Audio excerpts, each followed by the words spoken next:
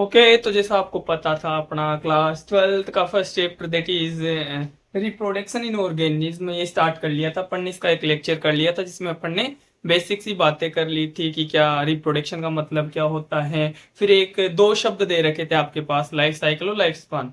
पहले अपन उनको एक बार रिवाइज करेंगे क्योंकि अपने को पता है कि थोड़ा सा गैप ज्यादा हो गया अपनी क्लासों के बीच में कोई पर्सनल इश्यूज की वजह से। आज काफी टाइम के बाद अपन सेकंड लेक्चर स्टार्ट करें तो पहले वाली चीजों को अपने को एक बार ढंग से रिवाइज करना जरूरी है। तो आज अपन समझते हैं कि पहले अपन ने क्या पढ़ लिया इसमें और आज क्या स्टार्ट करेंगे उसकी बात करते हैं आज। तो पहले अपन ने पढ़ा है कि रिप्रोडक्शन होता क्या है। ऑर्गेनिज्म का मतलब तो आई होप आपको सबको समझ आता है कि जो लिविंग थिंग्स होती है इस यूनिवर्स में उन सभी को अपन ऑर्गेनिज्म बोल देते हैं। इस यूनिवर्स की सभी चीजों को, है ना, इस यूनिवर्स की सभी चीजों को अपन ने दो क्लासों में क्लासिफाई कर रखा है बायोलॉजी की पॉइंट ऑफ व्यू से। एक लिविंग थिंग्स और एक नॉन लिविंग थिंग्स। अपन ने ये छोटी क्लासों में पढ़ लिया कि किसी भी चीज को लिविंग बोलने के लिए उनमें क्या क्या कैरेक्टर्स होने चाहिए। ये सारी बातें अपन ने छोटी क्लास में पढ़ ली है। और वहां पे अपन ने पढ़ा था कि कोई लिविंग को तभी लिविंग बोलेंगे जब वो रिप्रोड्यूस कर रही होगी। ये भी एक छोटा सा कैरेक्टर था। तो वहां पे अपन ने पढ़ा था, लेकिन ऐसा कोई जरूरी नहीं कि सारे के सारे लिविंग ऑर्गेनिज्म रिप्रोड्यूस करेंगे ही करेंगे ना। वो आपको बाद में थोड़ा थोड़ा थोड़ा तो आपको समझ आ गया होगा एज वेल, आपने 11th क्लास करी है तो ये बात भी आपको पता है कि सारे के सारे लिविंग ऑर्गेनिज्म होते हैं या सारे के सारे लिविंग थिंग्स रिप्रोड्यूस नहीं करते हैं। जस्ट एन एग्जाम्पल, म्यूल्स हो गए जिनको अपन हिंदी में खच्चर बोलते हैं, वो रिप्रोड्यूस नहीं कर सकते हैं। ह्यूमंस में भी LGBTQ एक करके कम्युनिटी चलती है, वो भी क्या नहीं कर सकते, रिप्रोड्यूस नहीं कर सकते। मतलब कि ये जरूरी नहीं कि जितने भी लिविंग थिंग्स है यानी कि लिविंग ऑर्गेनिज्म है वो रिप्रोड्यूस करे, उनके अलग क्राइटेरियाज है। उनकी बात अपन द लिविंग वर्ड में 11th क्लास में कर चुके हैं। आपने 11th क्लास पढ़ी थी, वहां पे द लिविंग वर्ड में आपने इनकी बात कर ली है कि किसी भी लिविंग को लिविंग कब बोल सकूंगा मैं। अब अपन बात करते हैं कि रिप्रोडक्शन इन ऑर्गेनिज्म। ऑर्गेनिज्म का मतलब जितने भी लिविंग थिंग्स हैं इस यूनिवर्स में उन सभी को अपन ने ऑर्गेनिज्म बोल रखा है। और एक ऑर्गेनिज्म का एक क्या होता है, एक प्रोसेस होता है। रिप्रोडक्शन क्या है, एक प्रोसेस है जो लिविंग जो थिंग्स होती है, जो ऑर्गेनिज्म होती है उनमें पाया जाता है। अब ये रिप्रोडक्शन क्या होता है, पिछली क्लास में थोड़ी सी अपन ने बात करी थी कि एक बायोलॉजिकल प्रोसेस है जिसके थ्रू कोई भी ऑर्गेनिज्म अपने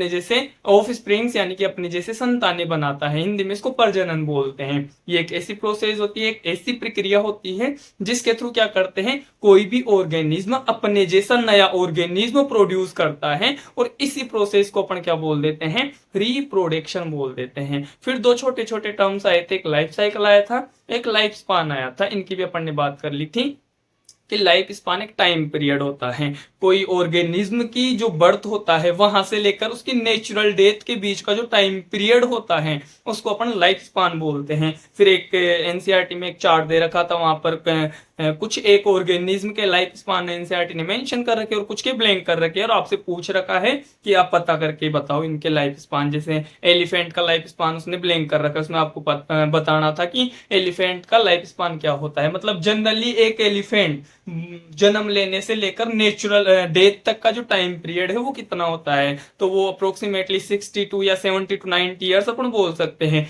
एक आई थिंक रोज का दे रखा है, उसका 5 to 7 ईयर होता है। एक डॉग का दे रखा है, उसका 13 to 20 ईयर्स बोल सकते हैं अपन, 15 to 20 ईयर्स भी बोल सकते हैं अपन। मतलब ये एक अप्रोक्सीमेटली उनका क्या होता है, लाइफ स्पान होता है।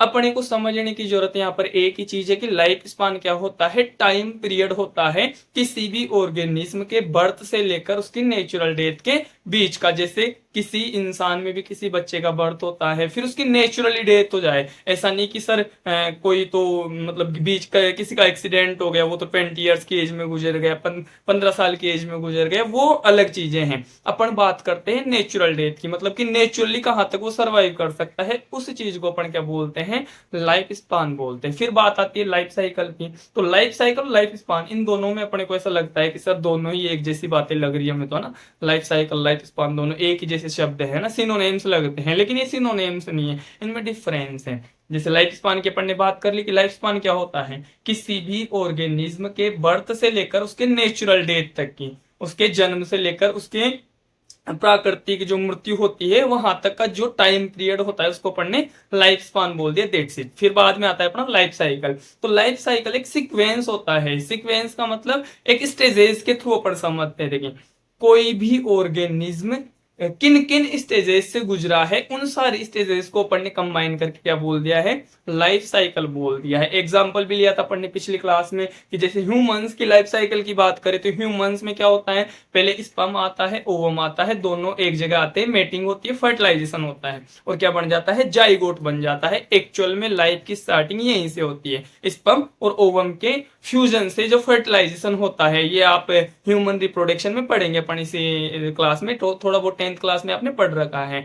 तो जहां पर फर्टिलाइजेशन हुआ, जहां पर गेमेट्स का फ्यूजन हुआ, वहां से लाइफ की स्टार्टिंग होती है और वो अपना पहला स्टेज है, दैट इज जाइगोट। फिर जाइगोट में डेवलपमेंट होता है, काफी सारी स्टेजेस आती है, एम्ब्रियो बनता है, एम्ब्रियो का प्लांटेशन होता है। मतलब देखो, जाइगोट, एम्ब्रियो, फिर एम्ब्रियो में डेवलपमेंट होएगा, पार्चुरेशन टाइम पीरियड आएगा, बेबी बनेगा और बेबी का बर्थ होगा। तो ये स्टेजेस है, इनसे हर एक ह्यूमन को गुजरना पड़ता है, जाइगोट, एम्ब्रियो, बेबी, फिर बाद में वो टीनेज में जाएगा, फिर बाद में यंग एज में जाएगा, देन आफ्टर वो ओल्ड एज में जाएगा। मतलब ये जितनी भी स्टेजेस हैं, इनसे हर एक ह्यूमन को गुजरना पड़ता है और इन्हीं स्टेजेस को मैं क्या बोल सकता हूँ, लाइफ साइकिल बोल सकता हूँ। एक एग्जांपल और देखा था अपन ने पीछे, लार्वा वाला ना, वो बटरफ्लाई वाला बोल सकते हो अपन, तो वो भी क्या था, एक एग्जांपल था किसका, लाइफ साइकिल का। कि लाइफ साइकिल का मतलब क्या होता है, लाइफ की सीक्वेंस या लाइफ की जितने भी स्टेजेस हैं उनको मैं कंबाइंड फॉर्म में क्या बोल सकता हूँ, लाइफ साइकिल बोल सकता हूँ। यहाँ तक की बात अपन ने पिछली क्लास में कर ली थी, इसके अलावा अपन ने कुछ भी वहां पर ऐसी कोई बात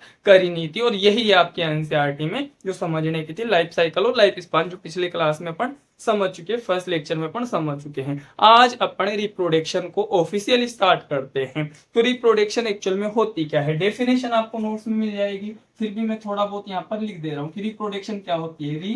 पूरा लिख दे रहा हूँ, चलो।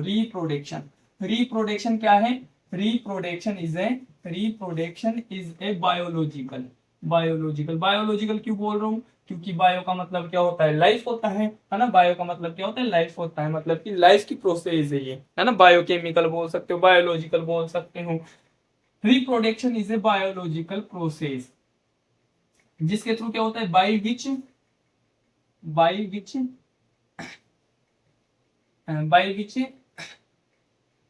Any organism produce new one like itself. मतलब कि एक ऐसी प्रोसेस है जिसके थ्रू कोई भी ऑर्गेनिज्म अपने जैसा ना, एक न्यू वन का मतलब अपने जैसा क्या करता है, प्रोड्यूस करता है, जिसको अपन, इस प्रोसेस को अपन क्या बोल देते हैं, रिप्रोडक्शन बोल देते हैं। इस प्रोसेस को अपन क्या बोल देते हैं, रिप्रोडक्शन बोल देते हैं। अब ये भी दो टाइप की होती है, on the basis of parent involvement, ये अपन ने छोटी क्लासों में पढ़ा था। लेकिन यहाँ पर अगर स्टैंडर्ड की बात करें, अपन 12th में है तो थोड़ा सा और स्टैंडर्ड बढ़ाकर बात करेंगे। वहां पर अपन ने पढ़ा था कि जो रिप्रोडक्शन होता है वो मेनली 2 टाइप्स का होता है। पहले मैं नाम लिख दे रहा हूँ, है ना। मेनली कितने टाइप का होता है, मेनली 2 टाइप्स का होता है। क्या क्या होता है, एक होता है सर एसेक्सुअल, ये जो छोटी क्लास में हमने पढ़ रखा है, एसेक्सुअल रिप्रोडक्शन, और एक होता है सर सेक्सुअल रिप्रोडक्शन। एक क्या होता है, सेक्सुअल रिप्रोडक्शन। वापस से लिख दूंगा मैं, एक बार समझ लेते हैं कि पहले छोटी क्लास में हमने किस बेसिस पर इनको क्लासिफाई करा था और अब हम इनको किस बेसिस पे क्लासिफाई करने जा रहे हैं। मतलब बेसिस वो भी रहेगा लेकिन मोर अप्रोप्रिएट ना, ज्यादा अच्छा कौन सा बेसिस रहेगा अपने स्टैंडर्ड के अकॉर्डिंग, उसकी भी बात करेंगे अपन। पहले रिप्रोडक्शन की डेफिनेशन आपको आई होप समझ आई होगी कि रिप्रोडक्शन एक प्रोसेस है बायोलॉजिकल जिसके थ्रू क्या करता है, कोई भी ऑर्गेनिज्म अपने जैसा नया बना देता है, नया प्रोड्यूस कर देता है। इस प्रोसेस को अपन क्या बोल देते हैं, रिप्रोडक्शन बोल देते हैं। इसकी जरूरत क्या है, इसकी बात अपन पिछले क्लास में कर चुके हैं, एक बार और बता देता हूं। किसी भी स्पीसीज को कंटिन्यूटी में रखने के लिए उसके मेंबर्स को रिप्रोड्यूस करना पड़ता है। सर बात नहीं समझ आई, पिछली क्लास में इसकी डिटेल में बात कर रखी है अपन ने, फिर से एक बार मैं 2 मिनट में डिटेल में बता दे रहा हूं इसको कि रिप्रोडक्शन अगर नहीं होगा तो कोई भी स्पीसीज एक्सटिंक्ट हो जाएगी। इसको समझते हैं कि अगर आज कोई ऐसा स्पीसीज है जिसके सभी मेंबर ने क्या कर दिया, रिप्रोड्यूस करना बंद कर दिया, मतलब एक ऐसी प्रजाति है, प्रजाति का मतलब जैसे ह्यूमन एक प्रजाति है, इंसान क्या है, एक प्रजाति है, स्पीसीज है, डॉग्स एक स्पीसीज है, काउज एक स्पीसीज है, मतलब ये क्या है, प्रजातियां है। ये क्या है, प्रजातियां है। अगर मैं बोलूं कि ह्यूमंस की सारे मेंबर्स ने है ना, ह्यूमन जो स्पीसीज है उसके सारे मेंबर ही रिप्रोड्यूस करना बंद कर दे तो एक टाइम के बाद ये एक्सटिंक्ट हो जाएंगे इस यूनिवर्स से, इस धरती से। एक्सटिंक्ट का मतलब विलुप्त हो जाएंगे, गायब हो जाएंगे। अगर आज सारे के सारे ह्यूमन से मैं मना कर दूं कि आज के बाद कोई भी रिप्रोडक्शन नहीं करेगा, मतलब कि नया बच्चा पैदा नहीं होगा, अगर नया बच्चा नहीं पैदा होगा तो आज जो है इस धरती पर वो एक टाइम के बाद उनकी डेथ हो जाएगी, और उनकी डेथ हो जाएगी तो यहाँ से वो सारे के सारे क्या हो जाएंगे, विलुप्त हो जाएंगे। इसलिए ये जो रिप्रोडक्शन की प्रोसेस है ये किसी भी स्पीसीज को कंटिन्यूटी में रखने के लिए काफी ज्यादा इंपॉर्टेंट है ना। ये बात भी अपन पिछली क्लास में कर चुके थे। अब आते हैं अपन किसकी मेन जो दो टाइप अपन ने कर रखे हैं वो किस बेसिस पे कर रखे हैं। पहले छोटी क्लास में हमें सिखाया है कि ये दो टाइप है, ये on the basis of parents involvement है, मतलब कि कितने पेरेंट इन्वॉल्व कर पा रहे हैं उस प्रोसेस में, उसके बेसिस पर क्या है ये दो टाइप का होता है। ये कितने टाइप का होता है, दो टाइप का होता है, एक एसेक्सुअल और दूसरा सेक्सुअल रिप्रोडक्शन। इसकी भी बात करी थी कि अगर एक सिंगल पेरेंट इन्वॉल्व होगा तो उसको अपन एसेक्सुअल रिप्रोडक्शन बोल देते हैं। ये छोटी क्लास में कर ली थी अपन ने बात।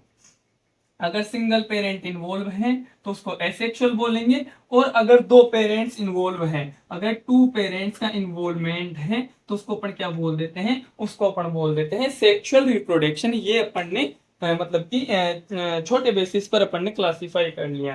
लेकिन अब थोड़ा सा स्टैंडर्ड लेवल पर आ गए तो अपन इसको on the basis of parents involvement ना बोलकर अपन बोलेंगे on the basis of gametes fusion बोलेंगे, या on the basis of gamete formation बोलेंगे। सर समझ नहीं आया, ये बेटा आपको जब अपन चैप्टर स्टार्ट करेंगे सेकंड, यानी कि रिप्रोडक्शन इन फ्लावरिंग प्लांट्स, या फिर अपन स्टार्ट करेंगे ह्यूमन रिप्रोडक्शन, तब और बेटर समझ आएगा। 10th क्लास में आपने पढ़ा था कि जो सेक्सुअल रिप्रोडक्शन होता है इसमें क्या होता है, गेमेट्स का फ्यूजन होता है। क्या होता है बेटा, गेमेट्स का फ्यूजन होता है। गेमेट्स का मतलब सर एक मेल गेमेट होता है, एक क्या होता है मेल गेमेट होता है, और एक फीमेल गेमेट होता है। भले कोई सा भी ऑर्गेनिज्म हो, अगर उसमें सेक्सुअल रिप्रोडक्शन है तो वहां पर क्या बनेंगे बेटा, गेमेट्स बनेंगे। मेल गेमेट बनेगा, फीमेल गेमेट बनेगा। फ्लावर्स में भी अपन ने देखा था, जिन प्लांट्स में है ना, जिन प्लांट्स में यानी कि फ्लावरिंग प्लांट्स की बात करें जहां पर सेक्सुअल रिप्रोडक्शन हो रहा था, वहां पर सर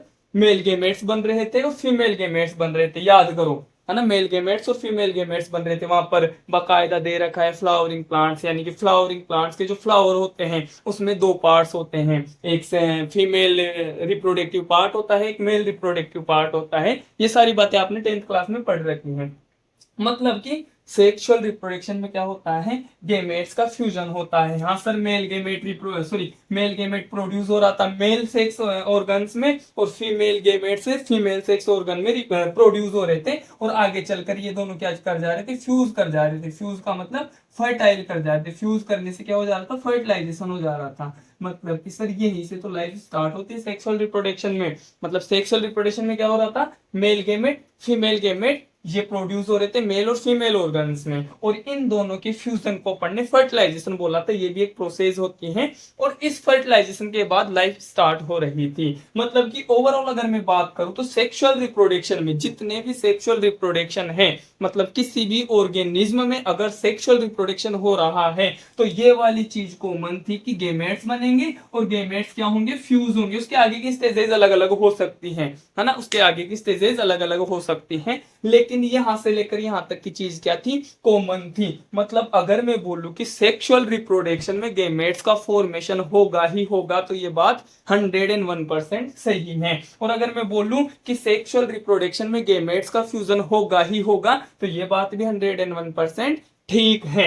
अगर मैं बोलूं कि एसेक्सुअल रिप्रोडक्शन में गेमेट्स का फ्यूजन कभी नहीं होगा तो ये बात भी आपकी 101% क्या है, सही है। तो क्या मैं इस टाइप्स ऑफ रिप्रोडक्शन को on the basis of gamete fusion बोल सकता हूं? हाँ सर बोल सकते हो। अगर दोनों में कॉन्ट्राडिक्शन है तो अपन इसको on the basis of gamete fusion बोल सकते हैं। तो अब जो मैं रिप्रोडक्शन के टाइप्स करने जा रहा हूं, मैं on the basis of parents involvement तो बोल ही सकता हूं, साथ ही साथ में क्या बोल सकता हूं, on the basis of gametes fusion बोल सकता हूं। तो अपन इसको थोड़ा सा स्टैंडर्ड लेवल पर लिखेंगे, और वो क्या लिखेंगे, रिप्रोडक्शन कितने टाइप का होता है, there are two types of reproduction, two types of reproduction on the basis of, basis क्या लिया है अपन ने, on the basis of gametes, gametes formation बोलो या फ्यूजन बोलो,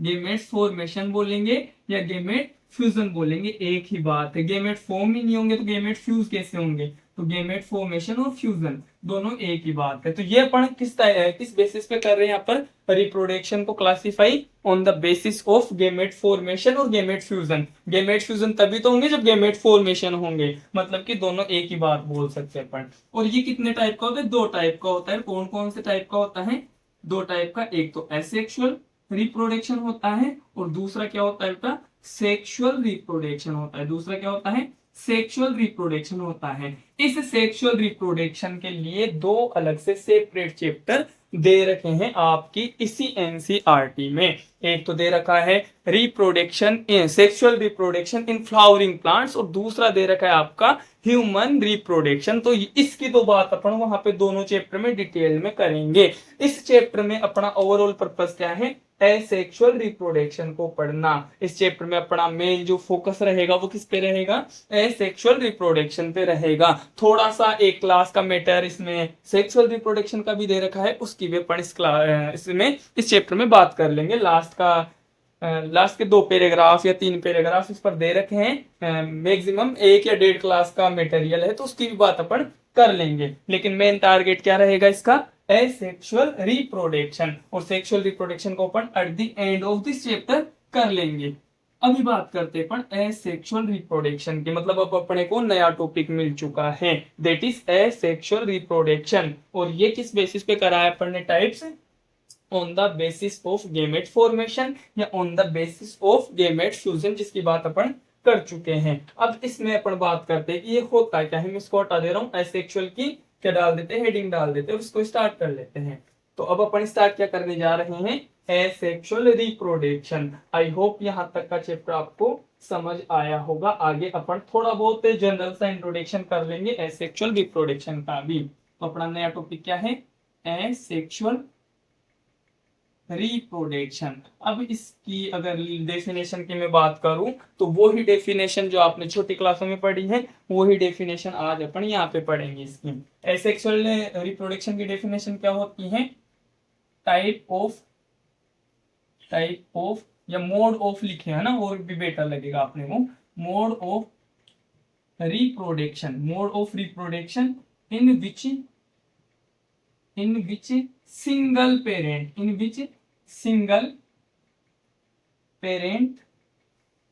reproduce ऑफस्प्रिंग का मतलब क्या होता है, ऑफस्प्रिंग का मतलब होता है संतान, संतति। ऑफस्प्रिंग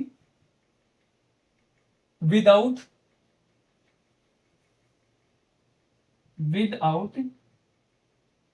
गेमेट फॉर्मेशन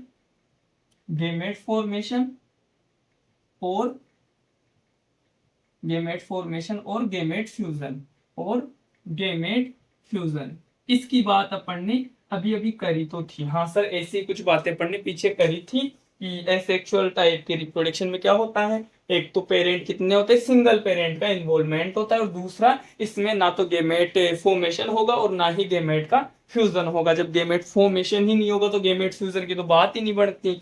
तो जो एसेक्सुअल रिप्रोडक्शन है उसकी डेफिनेशन क्या हो जाएगी, mode of reproduction in which single parent reproduce offspring without gamete formation और गेमेट फ्यूजन। मतलब क्या है इसका, ये एक ऐसा मोड है रिप्रोडक्शन का, ये एक ऐसा प्रकार है रिप्रोडक्शन का जिसमें क्या होता है, सिंगल पेरेंट रिप्रोड्यूस करता है नई संतानों को बिना गेमेट फॉर्मेशन के और बिना गेमेट फ्यूजन के। आई होप आपको इसकी डेफिनेशन समझ आई होगी। वापस से देख लो, एसेक्सुअल रिप्रोडक्शन की जो डेफिनेशन है वो क्या है, asexual reproduction is the mode of reproduction in which single parent reproduce offspring without gamete formation और विदाउट गेमेट फ्यूजन मतलब कि ऐसा रिप्रोडक्शन का मोड है, ऐसा रिप्रोडक्शन का प्रकार है जिसमें एक सिंगल पेरेंट क्या करेगा, नया संतान पैदा करेगा, नया संतान बना लेगा। और ये संतान कैसे बनेगा, बिना गेमेट के फॉर्मेशन के और बिना गेमेट के फ्यूजन के। आई होप आपको ये बात समझ आई होगी। अब इसके बाद अपन बात करते हैं characteristic of asexual reproduction. Characteristic of asexual reproduction. Sir ये क्या होता है? कैरेक्टरिस्टिक का मतलब क्या होता है कि मेरे को कैसे पता चलेगा कि ये जो रिप्रोडक्शन था ये सेक्सुअल था या एसेक्सुअल था। कैरेक्टरिस्टिक का मतलब क्या है, किसके गुण क्या है ना। अपन हर चीज के पढ़ते हैं ना कैरेक्टरिस्टिक। कैरेक्टरिस्टिक का मतलब कि मेरे को कैसे पता चलेगा कि ये जो रिप्रोडक्शन था ये सेक्सुअल था या एसेक्सुअल था। कैरेक्टरिस्टिक का मतलब यहाँ पर क्या है कि मेरे को पहचान करनी है, कि ये जो रिप्रोडक्शन हुआ था वो एसेक्सुअल टाइप का ही है। तो इसके लिए कुछ कैरेक्टरिस्टिक हैं, आप डेफिनेशन में भी देख सकते हो। दो कैरेक्टर्स तो आपको डेफिनेशन में ही मिल गए, यही कैरेक्टर्स होते हैं। पहला, अगर सिंगल पेरेंट इन्वॉल्व होगा तो वो क्या है, एसेक्सुअल टाइप का रिप्रोडक्शन है। तो इसमें लिख लेंगे asexual reproduction has only single parent involvement. मतलब क्या है इसका, कि जो एसेक्सुअल टाइप का रिप्रोडक्शन है उसमें क्या होगा, केवल एक ही पेरेंट का इन्वॉल्वमेंट होगा। क्या होगा बेटा, इसमें केवल एक ही पेरेंट का इन्वॉल्वमेंट होगा। दूसरा कैरेक्टरिस्टिक ये लिख रहा सर, इसमें क्या होगा, गेमेट फॉर्मेशन नहीं होगा और गेमेट फ्यूजन नहीं होगा। मतलब क्या है, ऑफस्प्रिंग या reproduction takes place without gamete formation और गेमेट फ्यूजन। ये दो इसके क्या है, कैरेक्टरिस्टिक है। ये दो क्या है इसके कैरेक्टरिस्टिक है। मतलब क्या है कि मतलब मेरे को पता कैसे चलेगा कि ये जो रिप्रोडक्शन हुआ था ये सेक्सुअल है या एसेक्सुअल है। तो इसके लिए पहचान क्या है, अगर एसेक्सुअल टाइप का रिप्रोडक्शन है तो इसमें केवल एक ही पेरेंट इन्वॉल्व होगा। ये कैसा रिप्रोडक्शन है, जिसमें केवल एक ही पेरेंट का इन्वॉल्वमेंट होता है। मतलब ये क्या है, एसेक्सुअल टाइप का रिप्रोडक्शन है। दूसरा कैरेक्टर क्या है इसका, दूसरा कैरेक्टर है सर कि ये जो रिप्रोडक्शन है ये बिना गेमेट फॉर्मेशन और बिना गेमेट फ्यूजन के पूरा होता है। ये क्या होता है बेटा, reproduction takes place without gamete formation और विदाउट गेमेट फ्यूजन। मतलब कि इस टाइप के रिप्रोडक्शन में ना पेरेंट एक होगा और गेमेट फॉर्मेशन भी नहीं होगा और गेमेट फ्यूजन भी नहीं होगा। आई होप आपको यहाँ तक की बातें अच्छे तरीके से समझ आई होगी। अब आगे बात करते हैं अपन, जैसा कि हर एक चीज के एडवांटेजेस भी होते हैं और डिसएडवांटेज भी होते हैं। मतलब कि उसके फायदे भी होते हैं, साथ ही साथ उसके कुछ नुकसान भी हो सकते हैं। तो उन्हीं की अपन बात करते हैं ना। हर सिक्के के दो पहलू होते हैं, तो इस सिक्के के भी कितने पहलू हैं, दो पहलू हैं। मतलब एसेक्सुअल रिप्रोडक्शन के कुछ तो फायदे होते हैं और कुछ क्या होते हैं, नुकसान होते हैं। अब उन पर डिस्कस करते हैं, पर उनकी बात कर लेते हैं। हाँ ठीक है। हाँ सॉरी, थोड़ा सा टेक्निकल ग्लिच आ गया था, इसकी वजह से बीच में रुक गया था। वापस से स्टार्ट कर लेते हैं यहाँ से। अपन ने यहाँ पे बात करी थी कैरेक्टरिस्टिक ऑफ एसेक्सुअल रिप्रोडक्शन की। एसेक्सुअल रिप्रोडक्शन के कैरेक्टर्स क्या होते हैं, दो कैरेक्टर्स अपन ने यहाँ पे लिख रखे हैं। बाकी एडवांटेज और डिसएडवांटेज के साथ कुछ और कैरेक्टर्स अपन ऐड कर सकते हैं।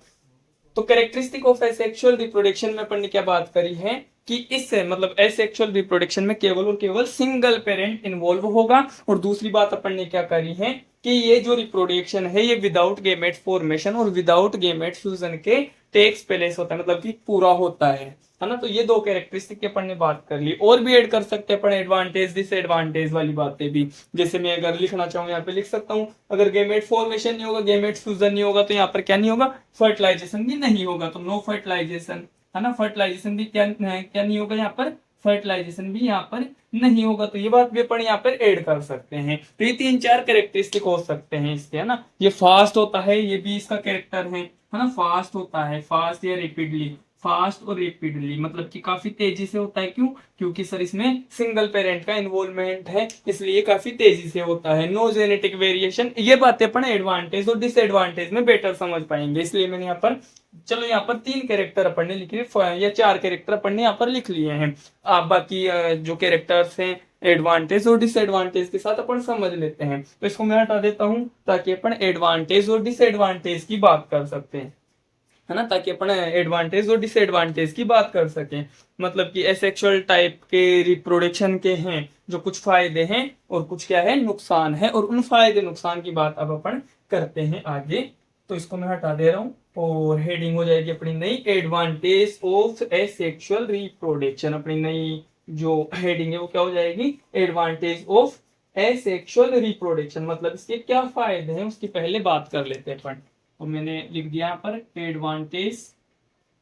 Advantage of asexual reproduction. Asexual reproduction के क्या पढ़ रहे पर एडवांटेज पढ़ रहे। तो पहला एडवांटेज तो यही हो गया कि इसमें सिंगल पेरेंट इन्वॉल्व होता है। हाँ, तो ये तो इसका एडवांटेज है ना कि दूसरे पेरेंट का वेट नहीं करना पड़ रहा, सिंगल पेरेंट इन्वॉल्वमेंट, ये फायदे की बात है ना। सिंगल पेरेंट इन्वॉल्व होना क्या है, इसके फायदे की बात है। कैसे सर? कि इस रिप्रोडक्शन को होने के लिए दूसरे पेरेंट का वेट नहीं करना पड़ रहा। जैसे सेक्सुअल रिप्रोडक्शन में एक पेरेंट है, वहां पर गैमेट फॉर्मेशन हो चुका, दूसरा पेरेंट है वहां पर भी गैमेट फॉर्मेशन हो चुका, लेकिन जब तक कि वो मेटिंग नहीं करेंगे, जब तक वो मेटिंग नहीं करेंगे तो गैमेट फ्यूज नहीं होंगे, गैमेट फ्यूज नहीं होंगे तो फर्टिलाइजेशन नहीं होगा, और फर्टिलाइजेशन नहीं होगा तो आगे की प्रोसेस नहीं हो पाएगी और नया ऑर्गेनिज्म नहीं बन पाएगा। लेकिन सर यहाँ पर तो सिंगली पेरेंट इन्वॉल्व है, तो इसके पास अगर ये मेच्योर हो चुका, ये रिप्रोडक्शन के काबिल हो चुका, तो ये इसको दूसरे का वेट नहीं करना पड़ेगा, दूसरे पेरेंट का वेट नहीं करना पड़ेगा, और ये क्या कर पाएगा, अपने आप से रिप्रोड्यूस कर पाएगा। तो ये क्या हो गया, इसका फायदा हो चुका है। इसका क्या हो चुका, फायदा हो चुका। दूसरा फायदा क्या है सर, सिंगल पेरेंट इन्वॉल्व है तो ये रैपिड होगा। ये क्या होगा, फास्ट एंड रैपिड होगा। ये क्या होगा, फास्ट एंड रैपिड होगा। हाँ सर, ये भी इसका फायदा है, काफी तेजी से होता है, क्योंकि इसमें क्या होता है, मल्टीप्लाई करना ही होता है। सेल डिवीजन भी, जैसा अपन बोल सकते हैं कि सेल डिवीजन में एक टाइप का एसेक्सुअल रिप्रोडक्शन, इसकी बात अपन करेंगे, है ना, इसकी बात भी अपन करेंगे। तीसरा इसका एडवांटेज क्या हो गया, तीसरा सर इसका फायदा और क्या हो सकता है, एक ये हो सकता है कि इसमें कम एनर्जी की रिक्वायरमेंट होती है। क्यों? क्योंकि सिंगल पेरेंट इन्वॉल्व है तो लेस एनर्जी रिक्वायर्ड, इसमें लेस एनर्जी की रिक्वायरमेंट होती है अगर कंपेयर करें अपन इसको सेक्सुअल रिप्रोडक्शन से। तो ये भी क्या है, इसका एडवांटेज है, ये भी क्या है, इसका एडवांटेज है। हाँ, क्या क्या बात कर ली अपन ने, एक तो सिंगल पेरेंट इन्वॉल्व है, ये भी इसका क्या है, एडवांटेज है। दूसरा ये फास्ट और रैपिडली क्या करता है, ग्रो करता है, ये भी इसका क्या है, एडवांटेज। और तीसरा एडवांटेज अपन ने, लेस एनर्जी क्या होती है, रिक्वायर्ड होती है। और भी अपन लिख सकते हैं। फोर्थ इसका एडवांटेज है कि सर इसमें लार्ज नंबर ऑफ प्रोजेनीज क्या होते हैं, प्रोड्यूस होते हैं। लार्ज नंबर ऑफ प्रोजेनी क्या होती है, प्रोड्यूस होती है। ये भी क्या है, इसका एडवांटेज है। तो ये कुछ फायदे हैं इसके, एसेक्सुअल टाइप के रिप्रोडक्शन के क्या है, कुछ फायदे हैं। अब सर कुछ फायदे हैं तो कुछ नुकसान भी होंगे, और उन नुकसान की भी अपन बात कर लेते हैं। तो सर उन नुकसान की भी अपन बात कर लेंगे। तो ये क्या हो गए, एडवांटेज हो गए। इनको मैं हटा दे रहा हूं ताकि अपन नुकसान यानी कि डिसएडवांटेज की भी बात कर सके। चलो इनको हटा देता हूं मैं, और अब अपन बात करेंगे इनके डिसएडवांटेज की, कि एसेक्सुअल टाइप के रिप्रोडक्शन से क्या क्या डिसएडवांटेज हो सकते हैं। मैं यहीं पे इसको थोड़ा सा मॉडिफाई कर देता हूँ, डिसएडवांटेज, है ना, डिसएडवांटेज। ये क्या हो गया, डिसएडवांटेज ऑफ एसेक्सुअल रिप्रोडक्शन। तो जो इसका एडवांटेज है उसी से इसके डिसएडवांटेज भी आएंगे। सर कैसे, इसमें सिंगल पेरेंट इन्वॉल्व है। सर ये तो आपने वहां पे लिखा था कि इसका फायदा है, ये तो सिंगल पेरेंट इन्वॉल्व है। हाँ, तो सर ये फायदा है, तो इसका नुकसान भी बताता हूँ मैं आपको कि सिंगल पेरेंट इन्वॉल्वमेंट की वजह से नुकसान क्या है। अगर सिंगल पेरेंट इन्वॉल्व होगा, यानी कि केवल एक ही पेरेंट होगा, तो थोड़ा सा एक बार जेनेटिक्स की तरफ चलते हैं। थोड़ा सा क्या करते हैं, जेनेटिक्स की तरफ चलते हैं। अपन ने जेनेटिक्स में क्या बात करी थी, थोड़ा बहुत अगर आपको पता हो जेनेटिक्स का, तो वहां पर अपन ने बात करी थी कि जो नए ऑफस्प्रिंग्स होते हैं या जो नई संतानें होती हैं, उसमें जो कैरेक्टर्स आते हैं वो उनके पेरेंट्स से आते हैं, मतलब मदर एंड फादर से आते हैं, माता पिता से उनके क्या आते हैं, कैरेक्टर्स आते हैं। अब सर यहाँ पर तो पेरेंट ही एक है, यहाँ पर तो क्या है, सिंगल पेरेंट है, मतलब जो आगे कैरेक्टर्स जाएंगे वो सारे के सारे इसी पेरेंट से जाने हैं, है ना। इसी पेरेंट से सारे के सारे क्या जाएंगे, कैरेक्टर्स जाएंगे। मतलब सिंगल पेरेंट होने का नुकसान क्या है, सारे के सारे कैरेक्टर्स इसी ही पेरेंट से जाएंगे। अगर इसी पेरेंट से जाएंगे तो क्या होगा, जेनेटिक वेरिएशन काफी कम होगा। जेनेटिक वेरिएशन क्या होगा, काफी कम होगा। तो मैं यहाँ पे लिख सकता हूं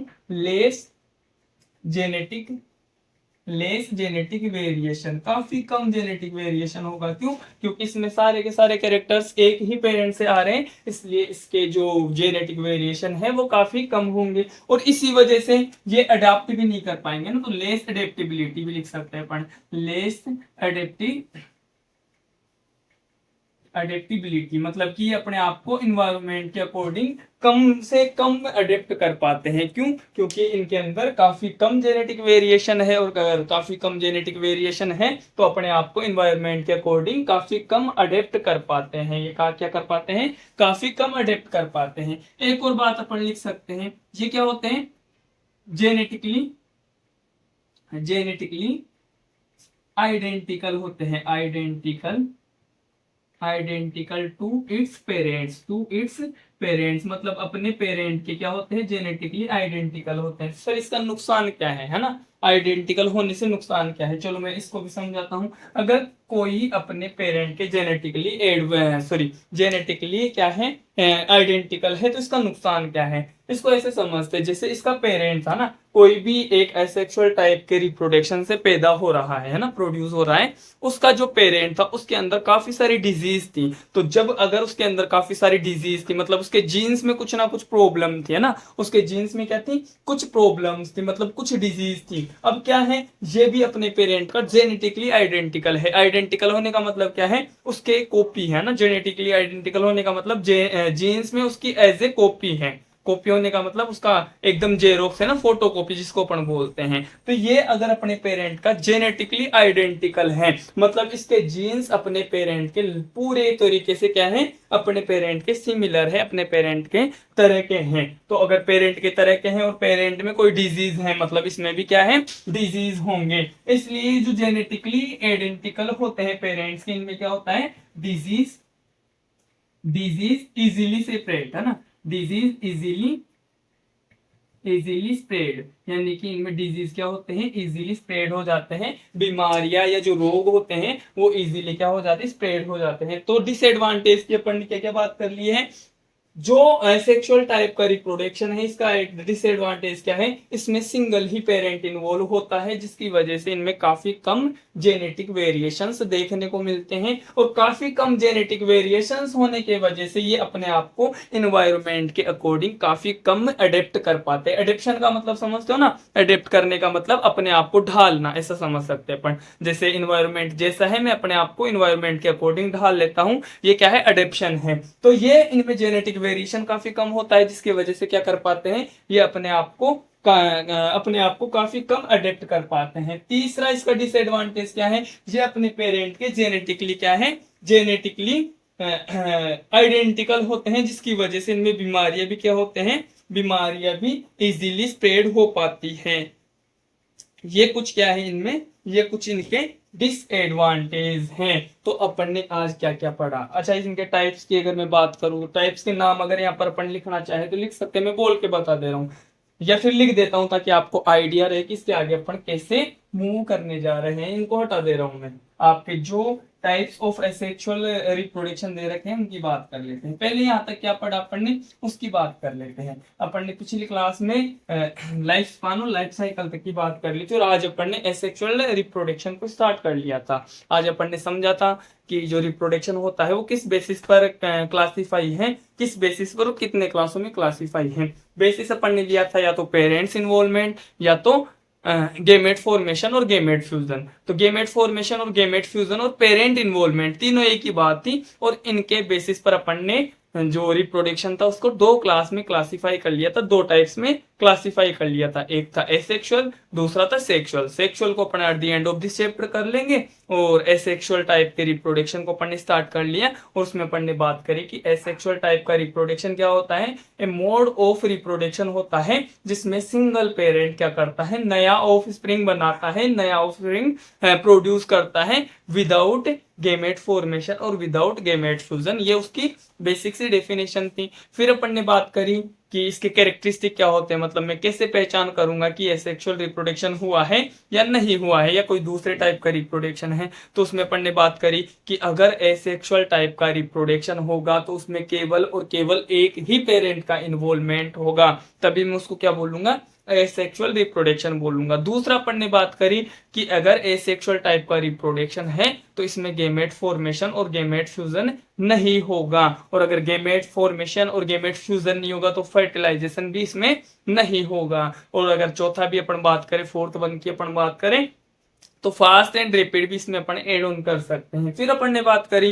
कि जैसे हर सिक्के के दो पहलू होते हैं, इसके भी दो पहलू हैं, इसके कुछ फायदे हैं कुछ नुकसान हैं। पहले अपन ने फायदों की बात करी कि इससे क्या फायदे हो सकते हैं। फायदों में अपन ने बात करा कि जो एसेक्सुअल टाइप का रिप्रोडक्शन होता है इसमें सिंगल पेरेंट का इन्वॉल्वमेंट होता है, जिसकी वजह से एक तो एनर्जी की रिक्वायरमेंट कम होती है, दूसरा जिसकी वजह से और क्या होता है, एक तो एनर्जी की रिक्वायरमेंट कम होती है, और दूसरा इसको वेट नहीं करना पड़ता दूसरे पेरेंट का, इसलिए काफी जल्दी हो जाता है। और इसमें नंबर ऑफ प्रोजेनीज भी क्या होते हैं, लार्ज होते हैं। ये कुछ फायदे थे। फिर अपन ने बात करी डिसएडवांटेज की। डिसएडवांटेज में अपन ने बात करी कि ये जो एसेक्सुअल टाइप का रिप्रोडक्शन होता है इसमें एक ही पेरेंट इन्वॉल्व होता है, जिसकी वजह से इनमें जेनेटिक वेरिएशंस काफी कम होते हैं, और जेनेटिक वेरिएशंस कम होने की वजह से इनमें लेस एडेप्टेबिलिटी होती है, मतलब कि अपने आप को एनवायरनमेंट के अकॉर्डिंग काफी कम अडेप्ट कर पाते हैं। और आगे वाला जो नेक्स्ट अपन ने बात करी थी डिसएडवांटेज की,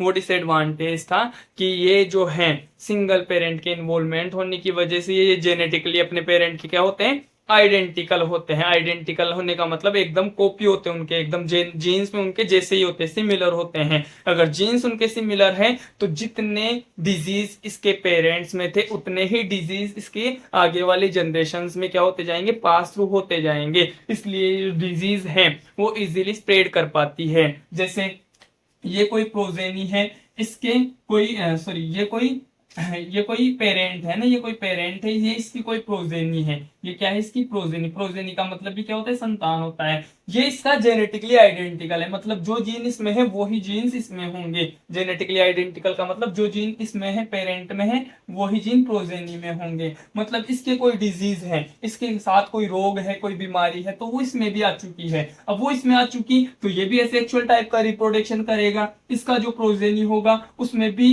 क्या होंगे, सारे के सारे जीन इसके सिमिलर होंगे। क्यों? क्योंकि ये भी एसेक्सुअल टाइप से पैदा हुआ है। एसेक्सुअल टाइप से पैदा होता है मतलब कि वो अपने पेरेंट के जेनेटिकली क्या होता है, आइडेंटिकल होता है। मतलब सारे के सारे लोग इसमें भी आ चुके हैं। 2 जनरेशन में गए, फिर तीसरी जनरेशन में भी सारे जाएंगे, चौथी जनरेशन में भी सारे जाएंगे, 5वीं जनरेशन में भी सारे जाएंगे। मतलब जो डिजीज है वो इजीली स्प्रेड कर पाती है जनरेशन टू जनरेशन। ये इसका क्या है, ये इसका डिसएडवांटेज है। इसके बाद अपन नेक्स्ट क्लास में स्टार्ट करेंगे टाइप्स ऑफ रिप्रोडक्शन, मतलब कि types of asexual reproduction. Reproduction नहीं, टाइप्स ऑफ एसेक्सुअल रिप्रोडक्शन, मतलब एसेक्सुअल रिप्रोडक्शन भी कितने तरीके से हो सकता है ना, अलग अलग तरीके से हो सकता है। बाइनरी फिजन हो गया, मल्टीपल फिजन हो गया, ये सारी बातें अपन नेक्स्ट क्लास में करेंगे। 6 से 7 टाइप का एसेक्सुअल रिप्रोडक्शन दे रखा है ना, वेजिटेटिव प्रोपोगेशन, कुछ तो वो आपने पढ़ भी रखे हैं। उन सभी की बात अपन नेक्स्ट क्लास में करेंगे। आई होप यहाँ तक आपको समझ आया होगा। थैंक यू बेटा।